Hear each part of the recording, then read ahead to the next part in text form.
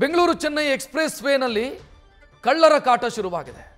ಕಾರುಗಳನ್ನು ಅಪಘಾತಕ್ಕೀಡು ಮಾಡಿ ಕಳ್ಳತನಕ್ಕೆ sketch ರೂಪಿಸ್ತಾರೆ.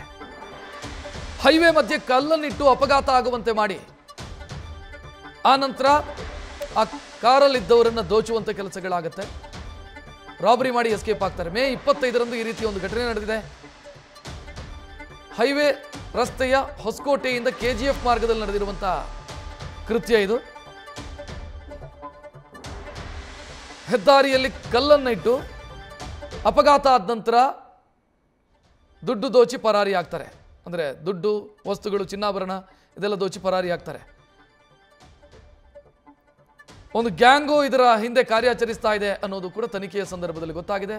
Bengaluru Chennai express way, ಹೊಸದಾಗಿ ನಿರ್ಮಾಣ ಆಗಿರುವಂಥ ಎಕ್ಸ್‌ಪ್ರೆಸ್ ವೇ ಏನಿದೆ ಅಲ್ಲಾಗ್ತಾ ಇರುವಂಥ ಘಟನೆಗಳಿವು.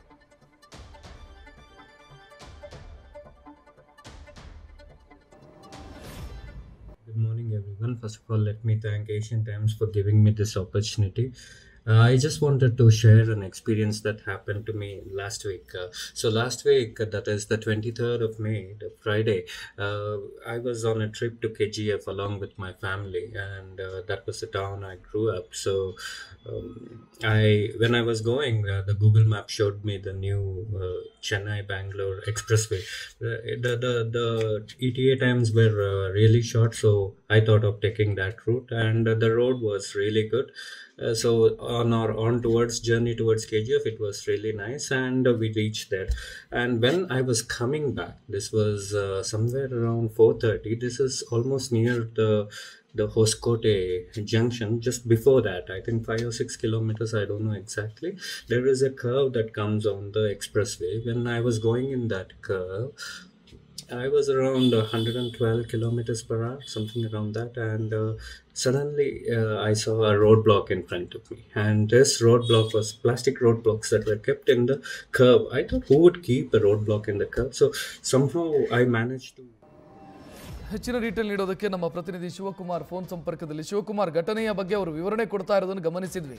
ಇಲ್ಲೊಂದು ಪ್ರಶ್ನೆ ಬರುತ್ತೆ, ಈಗ ಹೈವೇ ಪೆಟ್ರೋಲು ಅವರು ಇವರು ಯಾಕಿದ್ದಾರೆ, ಏನು ರಕ್ಷಣೆ ಕೊಡೋದಕ್ಕಾಗ್ತಿಲ್ಲ ಅಂತಂದ್ರೆ ಮತ್ತೇನಕ್ಕೆ ಹೈವೇ ಪೆಟ್ರೋಲ್ ಇದೆ?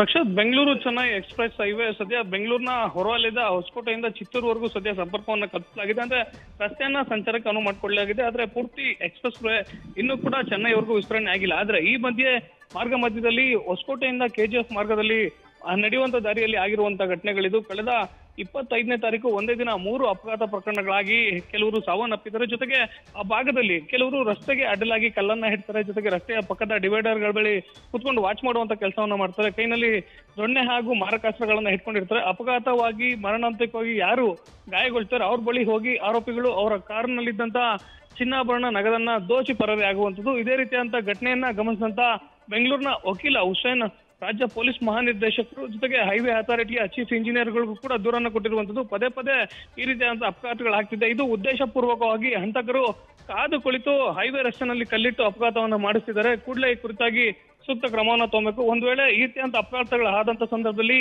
ಅವರನ್ನ ದೋಚುವಂತ ಕೆಲಸಗಳಾಗ್ತಿದೆ. ಮತ್ತೊಂದ್ ಕಡೆ ಬೆಂಗಳೂರು ಚೆನ್ನೈ ಎಕ್ಸ್‌ಪ್ರೆಸ್ ಹೈವೇನಲ್ಲಿ ಯಾವುದೇ ರೀತಿಯಂತ ಹೈವೇ ಪೆಟ್ರೋಲ್ ಇಲ್ಲ. ತುರ್ತು ಅಪಘಾತಗಳಾದಂತ ಸಂದರ್ಭದಲ್ಲಿ ಅವ್ರಿಗೆ ಯಾವುದೇ ರೀತಿಯಂತ ಮೆಡಿಕಲ್ ಫೆಸಿಲಿಟಿಗಳನ್ನ ಕೊಡ್ಲಿಕ್ಕೆ ಆಗ್ತಿಲ್ಲ. ಹೀಗಾಗಿ ಕೆಲವೊಂದಷ್ಟು ಜನ ಇದೇ ರೀತಿಯಂತ ದುರುದ್ದೇಶಕ ಪೂರ್ವಕವಾಗಿ ಬೇಕಂತಲೇ ರಸ್ತೆಗಳಲ್ಲಿ ಹೈವೇ ರಸ್ತೆಯಲ್ಲಿ ಕಲ್ಲು ಬರ್ಲಿಕ್ಕೆ ಹೇಗೆ ಸಾಧ್ಯ, ಕಲ್ಲನ್ನ ಇಟ್ಟು ಅಪಘಾತವನ್ನ ಮಾಡಿಸಿದ್ದಾರೆ.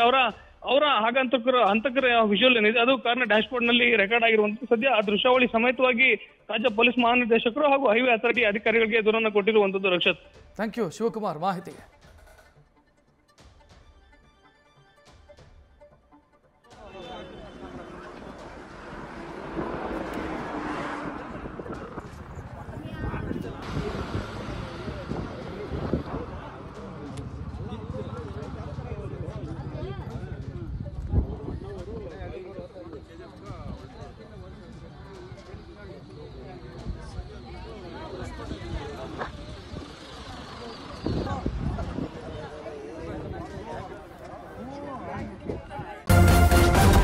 ನ್ಯೂಸ್ ಫಸ್ಟ್, ನಿರ್ಭೀತಿಯಿಂದ ನಿಮ್ಮ ಪರವಾಗಿ.